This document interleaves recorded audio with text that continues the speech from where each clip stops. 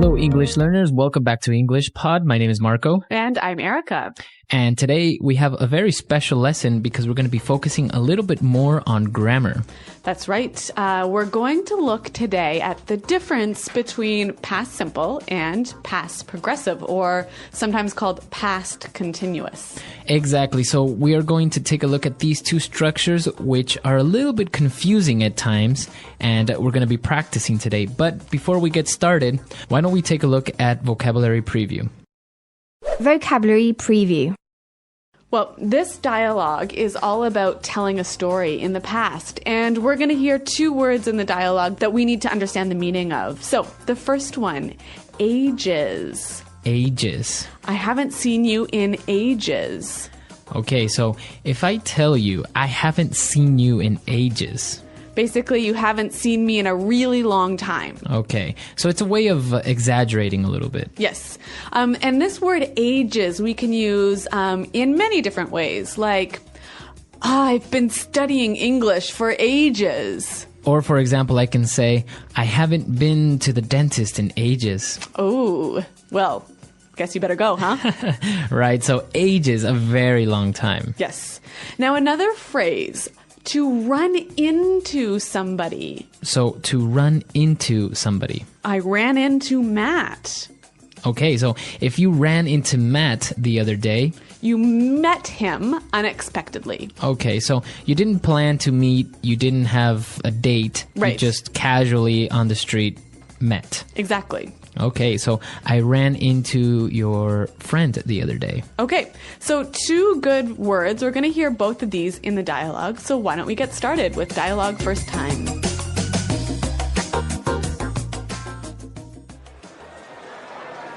Mike, what's going on, man? Long time no see. Hey, Pat. Yeah, I haven't seen you in ages. How's it going? Things are going great. It's funny running into you like this. Small world, huh? You know, just last week I ran into Matt as well. Yeah? How's he doing? He's doing well. We went out for a couple of beers, and the funniest thing happened. Oh, yeah? Well, we were talking and catching up on what we've been doing, talking about work and family, when all of a sudden, Matt saw a mouse run under the chair and he completely lost it. He started freaking out and screaming. Really? Yeah, and the funniest thing was, then he jumped onto his chair and started shrieking like a girl. You should have been there. Everyone was staring and laughing. It was hilarious. All right, very good. So a funny story, and as we saw, a lot of stuff in the past, right? That's right. And we're going to look at that in a moment. But first, we've got lots of exciting language to describe when somebody gets really emotional. Okay, so why don't we start now with language takeaway? Language takeaway. We have four words here. Now, in the dialogue, the guy in the story lost it. So he saw a mouse and he completely lost it. To lose it. Okay, so when you lose it. What are you losing? You're losing control of yourself and your emotion. Okay, so you lose your temper maybe. Yep. So when I lose it, do I just get angry? Angry or upset or even sad. But it's usually a negative feeling. Okay, so it's not a good thing to lose it. No. So, for example, when I showed my boss the sales figures, he completely lost it. Okay, very good. So that's what lose it means. And now our second word is very similar but has a little bit of a difference. That's right. He started freaking out. Okay, so to freak out. To freak out. Now, freak out is very similar to lose it, right? Yeah, but why don't we hear an example now of somebody freaking out?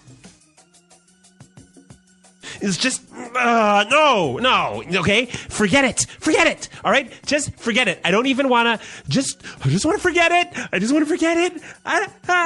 don't know. Okay, calm down. Woo! Calm down. I gotta calm down. I'm so happy. I can't even express it. I'm like, have I even finished one sentence? I'm like, woo! Give me a high five, baby. All right, so we heard this person freaking out, and basically it could be losing control or losing your temper, but also in a positive way. Right. So maybe you're really excited about something that's going to happen, so you're freaking out. Okay, maybe you're very nervous or you're very excited. Mm-hmm. All right, and now moving on to our third word, stare. To stare. People started to stare. Staring. Okay, now when you stare at someone or at something. You look at and focus at something for a really long time. Okay, so you are looking at it, focusing on it. Yeah, longer than usual. All right. Maybe when we were small, our parents taught us that it's not nice to stare at other people. Exactly. All right, so to stare. And our final word, when Matt saw the mouse, he started shrieking. All right, so to shriek. Shriek. Shriek. Very similar to that movie Shrek. Oh, yeah, it sounds quite similar. All right, but it's different. What does shriek mean? Well, why don't we listen to an example?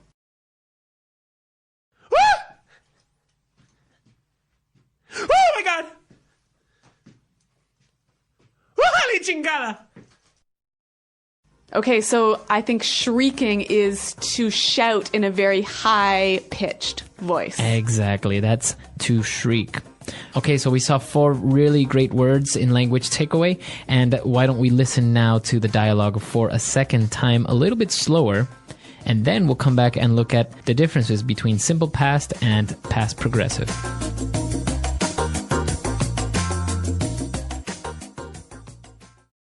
Mike, what's going on, man? Long time no see. Hey, Pat. Yeah, I haven't seen you in ages. How's it going? Things are going great.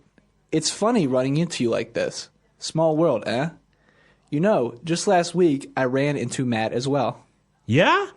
How's he doing? He's doing well. We went out for a couple of beers, and the funniest thing happened. Oh, yeah? Well, we were talking and catching up on what we've been doing, talking about work and family, when all of a sudden, Matt saw a mouse run under his chair, and he completely lost it. He started freaking out and screaming. Really? Yeah, and the funniest thing was, then he jumped on his chair and started shrieking like a girl. You should have been there. Everyone was staring and laughing. It was hilarious. Okay, so there was a lot of different uses of past tense here in this dialogue, wasn't there? Yeah, since he was telling a story that happened, he used the past a lot. Well, let's now, as promised, look at past simple and past progressive in Grammar Breakdown. Grammar breakdown. Okay, Marco, before we start our discussion, why don't we hear one example of past simple and one example of past progressive? You know, just last week I ran into Matt as well. Well, we were talking and catching up on what we've been doing. Okay, so we heard that just last week I ran into Matt. So we discussed what run into means. Yep, to meet someone by surprise. All right. And now this structure is the simple past, right? Yep. Now the second example that we heard was we were talking and catching up. Okay, so let's look at the difference in meaning here. I ran into Matt. Happened in the past, right? Right. Simple past. But one moment in the past. So the action finished, concluded. Started and finished all around the same time. So it's one simple moment. Okay. Now the other example is in the past progressive. So the action was happening for a longer period of time. Yeah. Okay, so let's attach some times to this. Maybe you ran into Matt at 8:04. Okay, and so the action started at 8:04, but you were talking and catching up from 8:05 until 9:05. Okay, so you were talking for an hour. Right. So it's the past progressive you use when the action is happening for a longer period of time. Okay, so to better understand this, let's have another example. Matt saw a mouse run under his chair, and he completely lost it. Everyone was staring and laughing. So as we heard in the example, he saw a mouse run under his chair. So a quick action that started and finished quickly. Okay, he saw the mouse and it ran under the chair. Yep. Now, the second example we heard was everyone was staring and laughing. So maybe this happened over 4 or 5 minutes. Okay, so people were looking at him and laughing and talking about how he was screaming like a girl. Yes. Okay, so that's the main difference between the simple past and the past progressive. The amount of time that the action happened. Yep. All right, well, now that we understand a little bit more about the past tense, why don't we hear it again in context by listening to the dialogue for a third time?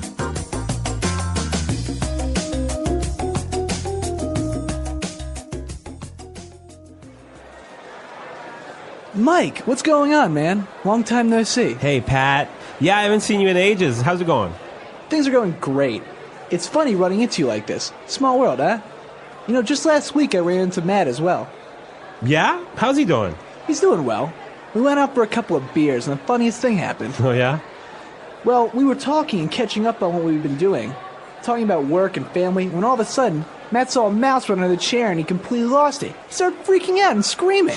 Really? Yeah, and the funniest thing was, then he jumped onto his chair and started shrieking like a girl. You should have been there.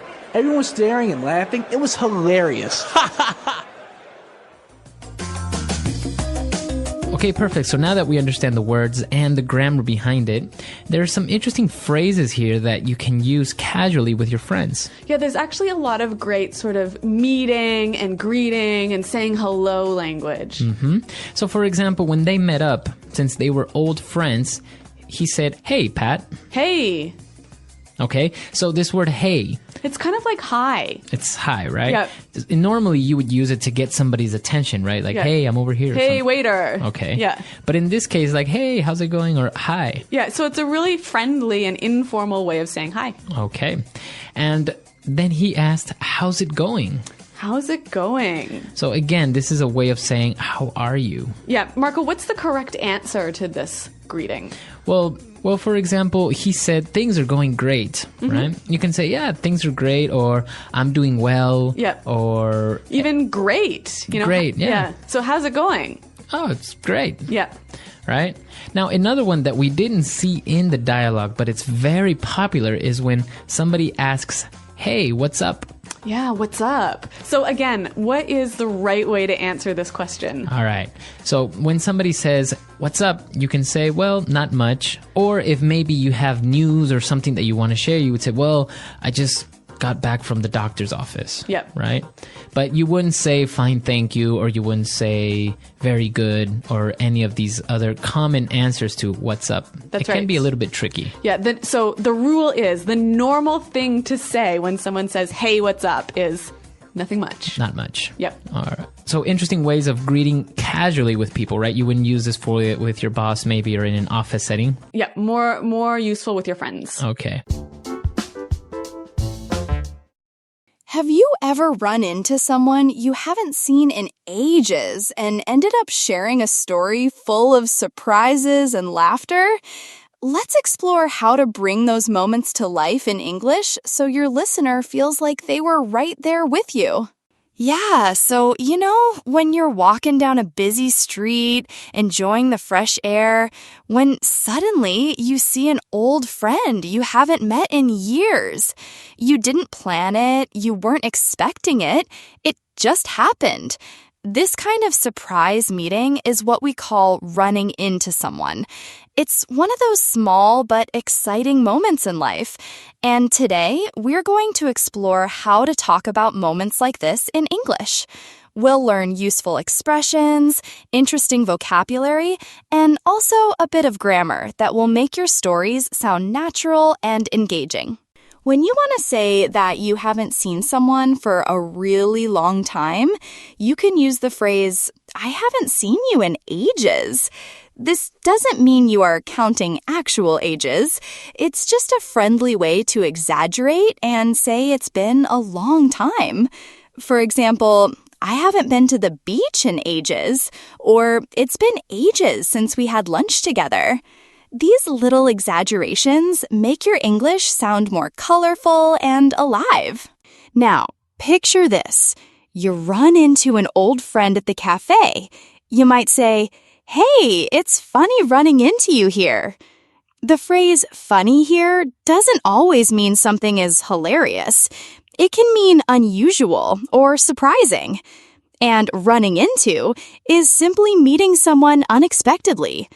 You can also use this phrase for future situations, like, I hope I run into you at the festival next month. Once you start talking with your friend, you might catch up on things.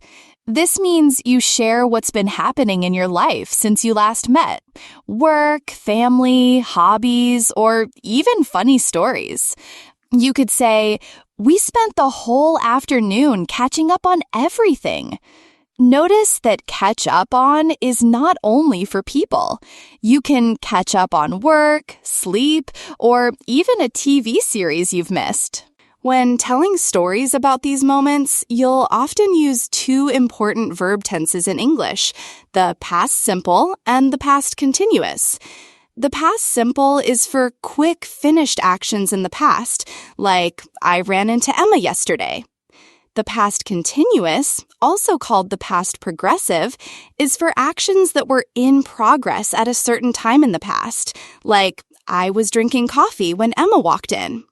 Mixing these two tenses makes your storytelling richer and more vivid. To make your story even more engaging, you can add descriptive language about emotions and reactions. If someone loses it, it means they completely lose control of their emotions, usually in a negative way. For example, when he saw the mess in the kitchen, he lost it. On the other hand, freak out can be negative or positive. She freaked out when she saw the spider, or he freaked out when he got the job offer. Both expressions make your storytelling feel more real and full of life. Another detail you can add is body language. If someone stares, they look at something for a long time, often without realizing it. For example, everyone stared when the fireworks began. And if someone shrieks, they make a loud, high-pitched cry, often from surprise, fear, or excitement.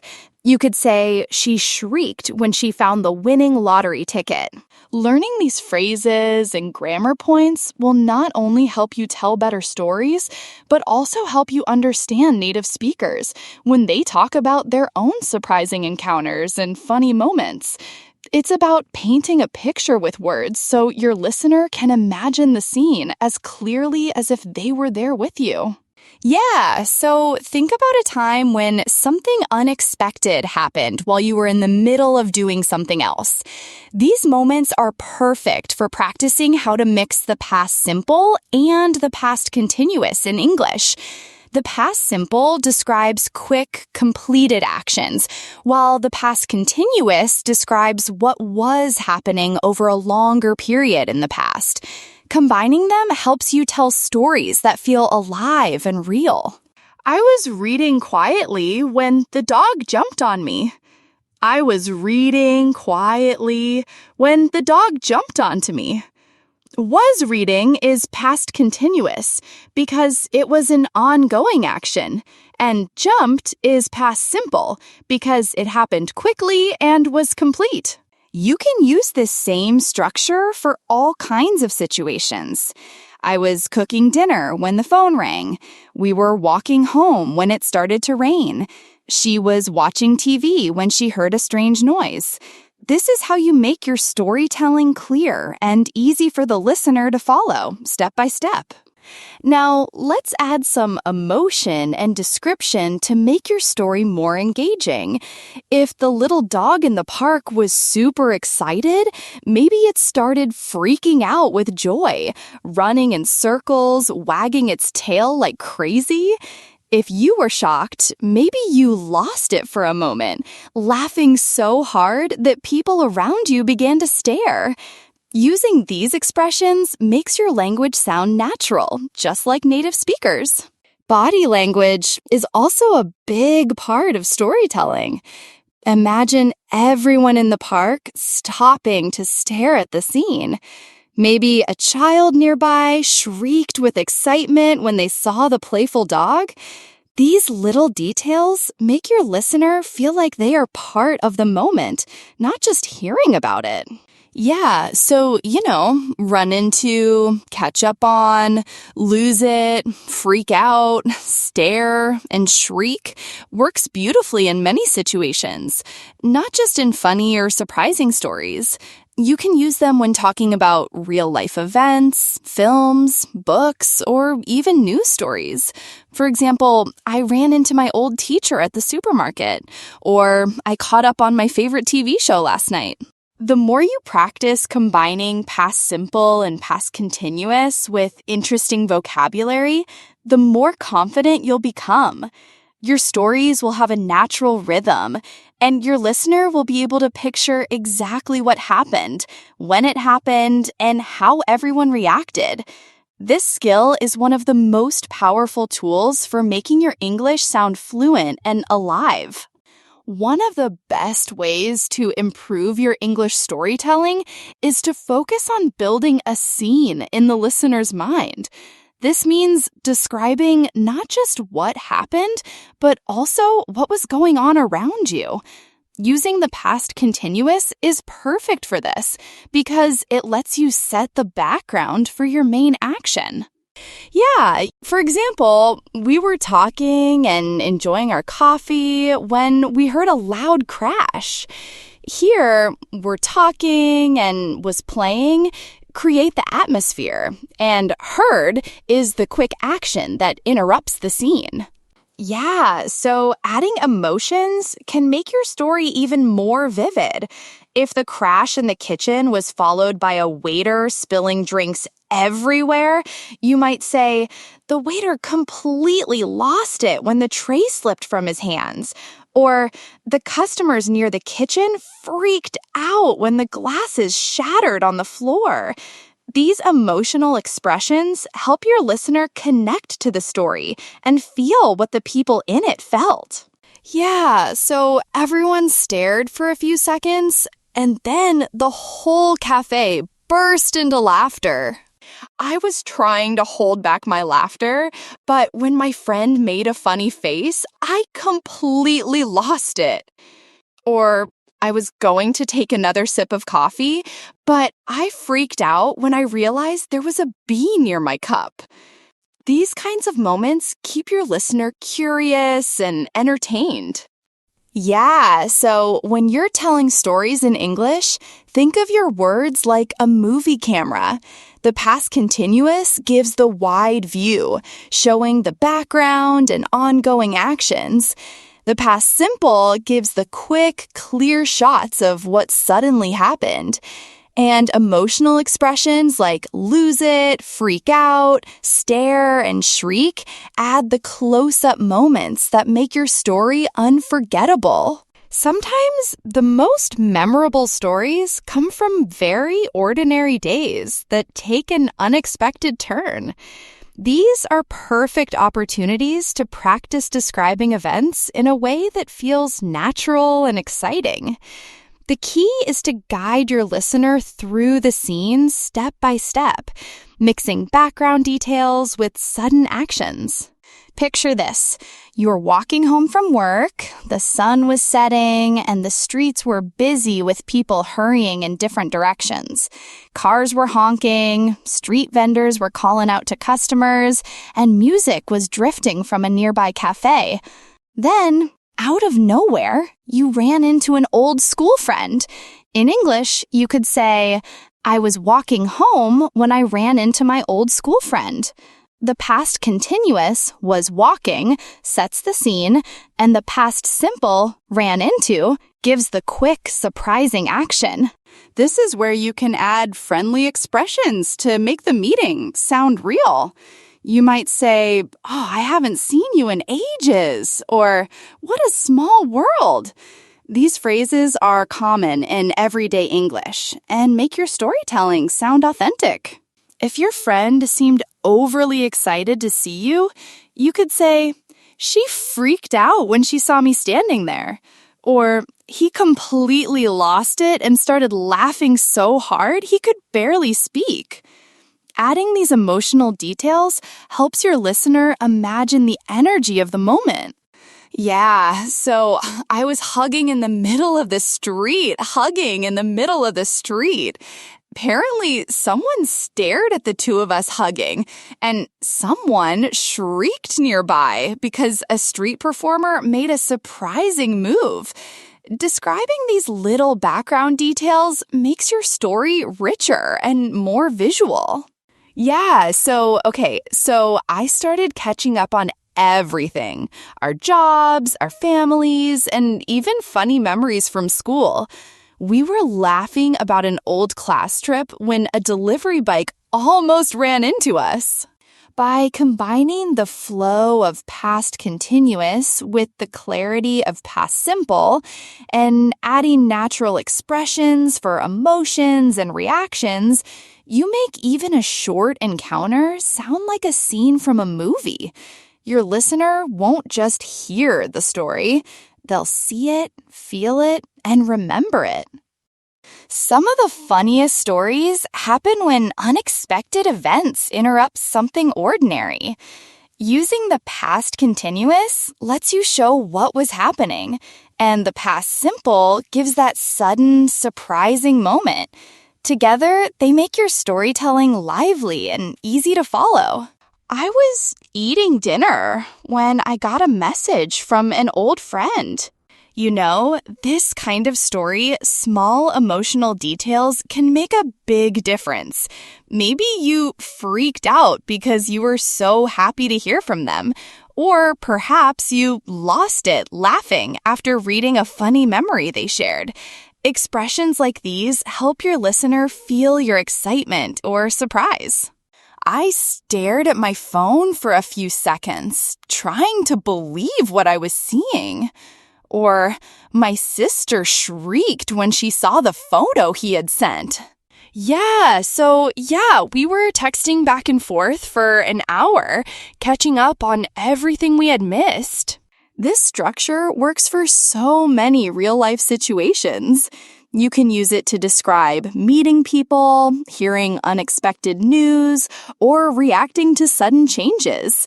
By balancing background actions with quick events and mixing in emotion and body language, you make your storytelling sound natural, like something you would hear in real conversation. The more you practice, the more you'll notice that native speakers often tell stories this way. They don't just list events, they create a moving picture in the listener's mind, with both the steady flow of background action and the spark of surprising moments.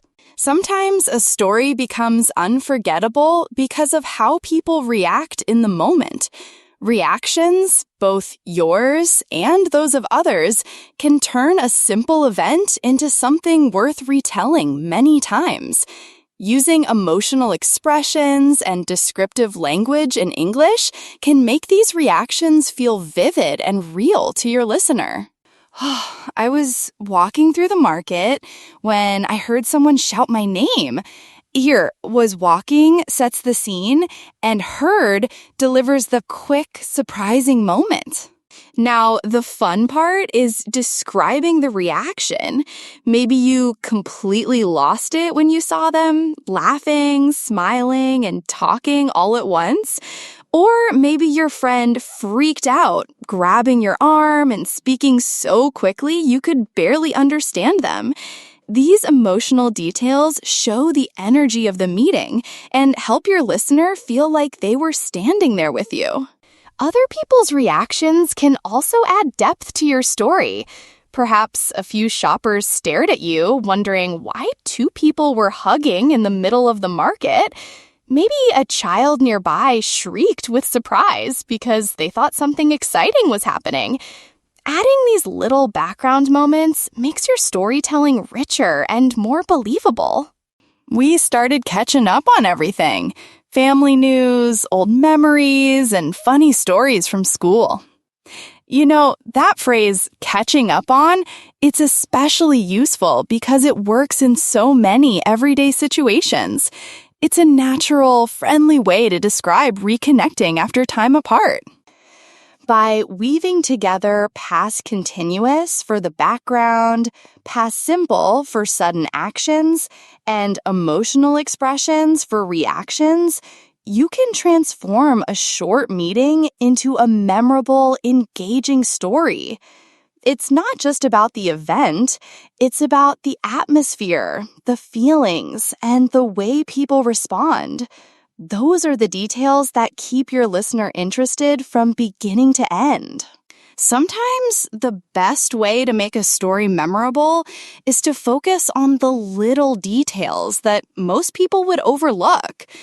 These small pieces of information, sounds, movements, facial expressions, can bring your story to life in a way that simple facts cannot. I was sitting in the park when a man ran past, chasing his hat. What makes this story entertaining is how you describe what happened next. Maybe the man completely lost it when his hat landed in a fountain. Or maybe he freaked out because it was a brand new hat. These expressions capture strong emotions and make the moment more dramatic. Several people stared, some pointing and laughing, while a little girl shrieked with excitement. To make the story even more vivid, you can describe your own thoughts or feelings. I tried not to laugh, but when the hat floated away like a little boat, I completely lost it. This makes your storytelling more personal and relatable. By combining background actions with sudden events and layering in emotions, you create stories that are not just informative, but entertaining. The balance of past continuous for the scene, past simple for the key moments, and expressive vocabulary for emotions helps your listener stay engaged from the first word to the last. It's a storytelling skill that works for both everyday conversations and more formal situations. Some stories stay with you not because they were big or life-changing, but because of the way they unfolded. The mix of setting, surprise, and emotion. When you can bring all of these elements together in English, your storytelling becomes more than just sharing information. It becomes an experience for your listener. I was reading quietly when I heard a loud crash. I looked up and saw that someone had dropped an entire stack of books. I was reading quietly when I heard a loud crash. The real magic happens when you describe the reactions. Maybe the person who dropped the books completely lost it, mumbling apologies while trying to pick them up quickly. Or maybe they freaked out because they realized they had broken the library's display stand. Around the room, people stared, and one student near the crash shrieked before covering their mouth in embarrassment. These details turn a simple moment into something lively and memorable. I was trying to keep a straight face, but the more I watched, the more I wanted to laugh. Yeah, so by using past continuous to set the stage, past simple for the sudden moments, and expressive phrases like lose it, freak out, stare, and shriek, you give your stories rhythm and color. You're not just telling what happened, you're guiding your listener through the moment as if they were there. And that is the beauty of mastering these skills. Even the smallest everyday moments can become stories worth telling.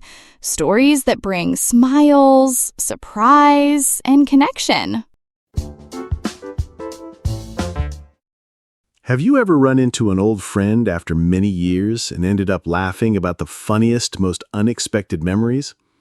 In today's story, that's exactly what happens, so listen closely and think about the last time life surprised you like that. It was one of those warm afternoons when you don't expect anything unusual to happen. I had just finished work and decided to take the long way home through the park. The sun was low, The air smelled fresh, and a gentle breeze carried the sound of children playing in the distance. I was walking slowly, enjoying the moment, when I suddenly heard someone call my name. "Mike! Mike, is that you?" I turned around and saw a familiar face. Pat, my old friend from school. I couldn't believe it. "Pat, wow, long time no see," I said, walking toward him. We hadn't met in years, and here he was standing right in front of me. Pat laughed. "Yeah, I haven't seen you in ages. What are you doing here?" We shook hands, and I told him about my new job and how I had moved into an apartment nearby. It was funny running into him like this. The city was big, but somehow the world felt small in that moment. We stood there, catching up on each other's lives. Pat told me about his work, his family, and some of the funny things that had happened recently. As he spoke, I noticed how easily we fell back into our old rhythm, laughing, joking, and remembering the past. Then Pat leaned in slightly, his eyes bright with amusement. "You won't believe what happened to me last week. I ran into Matt. You remember Matt, right?" "Of course," I replied. "How's he doing?" "He's fine," that said, grinning. "But we went out for a couple of beers, and while we were talking, something happened that I'll never forget. We were sitting in this little bar, talking about work and family, when suddenly Matt's eyes went wide. He saw a tiny mouse run under his chair, and he completely lost it." I laughed, imagining the scene. But Pat wasn't finished. He jumped up onto his chair, started freaking out and shrieking like a little kid. Everyone in the bar stopped what they were doing and stared at him. People were laughing so hard, even the bartender couldn't keep a straight face. I couldn't stop laughing as Pat told me the story. In that moment, I realized how much I had missed these random, funny encounters with old friends. Life had been busy, but sometimes the best memories came from the moments you didn't plan at all. After Pat finished telling me the story about Matt and the mouse, we both stood there laughing like we hadn't in years. I could almost picture the whole scene, Matt's face frozen in shock, his hands waving wildly in the air, and that high-pitched shriek echoing through the bar. It was the kind of story that once you heard it, you knew you would tell others again and again. When our laughter finally died down, Pat shook his head. "I swear, Mike, it was like something out of a comedy movie. The whole place was staring at him, and he didn't even care. He just kept shouting until the mouse ran away." "Poor Matt," I said, still smiling. "He's probably never going back to that bar." "Oh, trust me, he's not," Pat replied. "He told me he's sticking to places with outdoor seating from now on. No more surprises under the table." We decided to walk together for a while, heading in the direction of my apartment. It felt good to catch up after so many years apart. We talked about old classmates, about the teachers we used to have, and about the silly things we did in school. Every now and then we would start laughing again whenever one of us remembered Matt's dramatic reaction to the mouse. As we walked, I found myself wondering how many other funny moments I had missed while being so caught up in work and daily responsibilities. Life had become a routine for me. Wake up, go to work, come home, repeat. But seeing Pat reminded me of something important. Sometimes you have to slow down and leave room for these little surprises. When we reached the corner near my street, Pat stopped. "Hey, we should all meet up sometime. You, me, and Matt. Maybe grab a drink, but somewhere mouse-free." I laughed. "Yeah, I'd like that. It's been too long since the three of us hung out." We said goodbye, and I watched him walk away feeling a strange mix of happiness and nostalgia. That short, unexpected meeting had brought back so many good memories. And more than that, it had reminded me how valuable old friendships really are. As I headed home, I couldn't stop thinking about the look on Matt's face in Pat's story. The image was so clear in my mind that I found myself smiling the entire way. I didn't know it yet, but that afternoon would be the start of a chain of events that would bring even more unexpected reunions and maybe even more hilarious moments into my life. The next morning, I woke up still smiling about Pat's story. It had been years since I'd laughed that hard, and the memory kept playing in my head like a short film. As I made coffee, I thought about how strange it was that a simple walk through the park had brought back a piece of my past I didn't even realize I was missing. Around midday, my phone buzzed. It was a message from Pat. "Hey Mike, talk to Matt. He's in for a meetup this weekend. You free?" I didn't even hesitate. "Absolutely. Just tell me where and when." A few minutes later, Pat replied with the details. Saturday evening at a small cafe downtown. I remembered the place. It had big windows, comfortable chairs, and, most importantly, no history of mouse sightings. Saturday came quickly. I arrived at the cafe a little early, the warm smell of fresh coffee filling the air as I stepped inside. I chose a table near the window and sat down, watching people pass by on the street. A few minutes later, Pat walked in, smiling and waving. We exchanged a quick handshake before settling into our seats. "Matt should be here any minute," Pat said. "I warned him we might tease him a bit about the mouse." I grinned. "Oh, there's no way we're letting him forget that." Not long after, the door opened and in walked Matt. He looked the same as I remembered. Tall, a little serious looking, but with a smile that could break at any moment into laughter.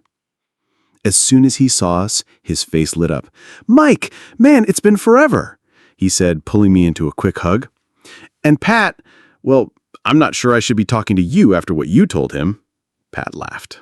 "Hey, you know I couldn't keep that story to myself." We ordered drinks and started catching up. The conversation flowed easily, jumping from old memories to updates about our lives now. At one point, Pat couldn't resist bringing up the mouse incident again. And Matt groaned. All right, Matt said, holding up his hands. "Yes, I freaked out, but in my defense, that thing came out of nowhere, and it was huge, like cat-sized." I laughed so hard, I nearly spilled my coffee. "A cat-sized mouse? Now that's a new detail." Matt shrugged with a grin. "Okay, maybe I'm exaggerating, but still, it wasn't my finest moment." The evening stretched on, filled with laughter, stories, and the easy comfort of old friendship. As the cafe began to close for the night, I realized just how much I had missed them. Life had pulled us in different directions, but sitting there together felt as if no time had passed at all. When we finally stood to leave, Pat clapped a hand on my shoulder. "We can't wait years before doing this again. Let's make it a regular thing." Matt nodded. "Agreed. And next time, no mice allowed." We stepped out into the cool night air, promising to meet again soon. As I walked home, I felt lighter somehow, as if reconnecting with them had unlocked a part of me I didn't realize was closed. A week later, we met again, this time at Pat's apartment. He had invited both Matt and me over for dinner, promising homemade pasta and a surprise for dessert. I arrived first, carrying a bottle of wine as a small thank you. Pat greeted me at the door wearing an apron and already looking like he had been hard at work in the kitchen. The warm smell of garlic and tomatoes filled the air. "Perfect timing," he said with a grin. "Dinner's almost ready. Matt should be here any minute." Sure enough, 5 minutes later, there was a knock on the door. Matt stepped inside, holding a bag from a bakery. "Figured I'd bring something sweet, just in case your surprise isn't sweet enough," he teased. We all laughed, and soon we were sitting around Pat's table, bowls of steaming pasta in front of us. The food was delicious, and the conversation flowed even more easily than at the cafe. We talked about everything: old friends, embarrassing moments, even a few dreams for the future. At one point, Pat leaned back in his chair and smirked. "So, Matt, any mouse encounters lately?" Matt groaned loudly, but couldn't hide his smile. "No, thank goodness, and I see you're still making that the highlight of every conversation." "It's not my fault, it's the best story I've heard in years." We laughed until our sides hurt, and for a moment it felt like we were back in our school days, carefree, loud, and full of life. After dinner, Pat brought out his surprise dessert, a giant chocolate cake shaped like a mouse. The moment Matt saw it, he froze, then burst out laughing. "You're unbelievable," he said, shaking his head. "But I have to admit, that's pretty creative." We took pictures, cut the cake, and spent the rest of the night eating, joking, and sharing stories. As the evening wore on, I realized just how special this time was. In the business of life, moments like this were rare. Moments when the people you care about are all in the same room, laughing about nothing and everything. When it was time to leave, we stood at the door, promising again that this wouldn't be the last time. Walking home under the quiet night sky, I thought about how lucky I was. We might not see each other every day, or even every month, but we had something that distance and time couldn't take away. A friendship that could pick up right where it left off, no matter how much time had passed. That night I fell asleep smiling, already looking forward to the next time we'd all be together.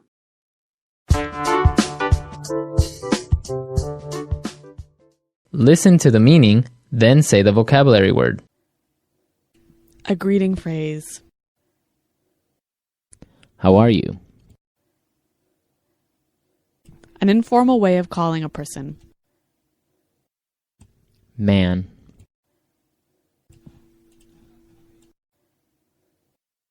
Long time no see. For a long time. In ages. A phrase you use to respond to a greeting. I am doing great. Meeting someone accidentally. Run into.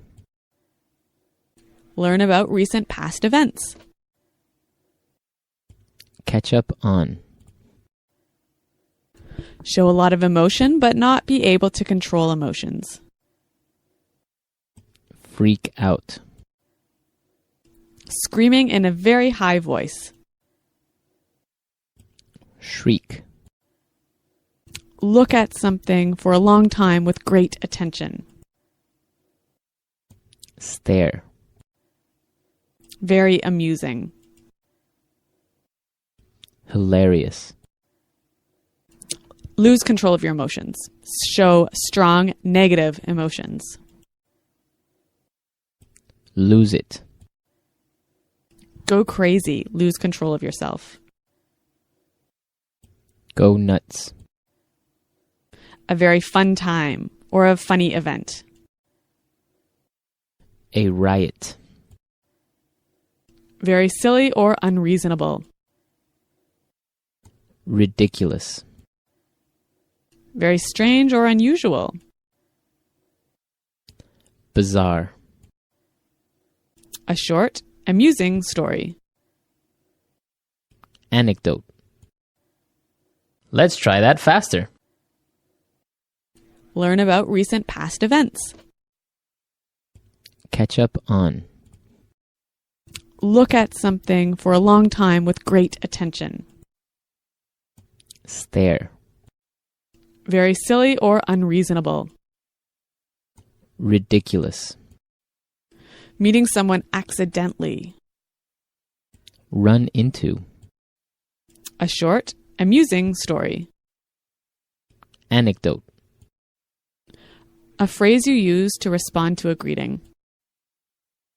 I am doing great. A greeting phrase. How are you? An informal way of calling a person. Man. A very fun time or a funny event. A riot. Show a lot of emotion but not be able to control emotions. Freak out. Screaming in a very high voice. Shriek. Very strange or unusual. Bizarre. Lose control of your emotions. Show strong negative emotions. Lose it. For a long time. In ages. Very amusing. Hilarious. Long time no see. Go crazy. Lose control of yourself. Go nuts. Now say the word and hear it in a sentence. I've been waiting here for ages.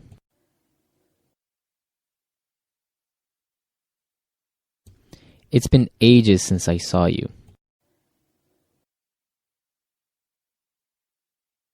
I lived in France ages ago. Lose it.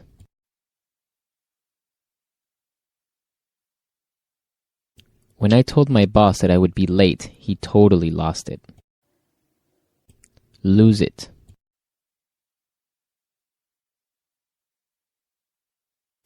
If you do that one more time, I'm going to lose it. Lose it.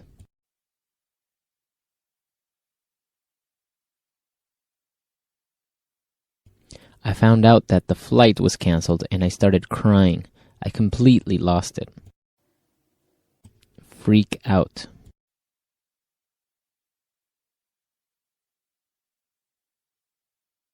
Oh my gosh, I'm going to meet Justin Timberlake. I'm totally freaking out. Freak out.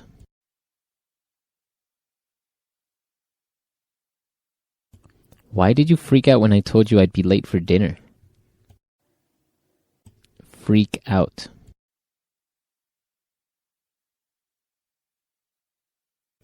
Don't freak out. We can solve this problem in 5 minutes. Run into.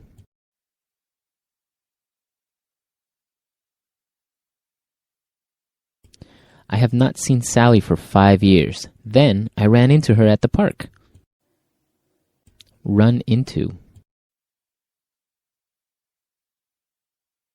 I'm sure we'll run into each other next week.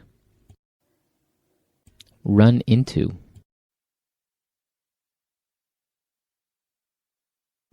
If you run into Tom, don't tell him that you know me. Stare.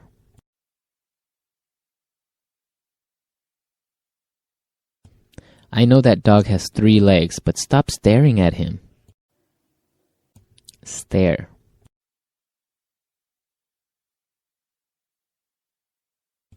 The painting is so beautiful. I could stare at it for hours.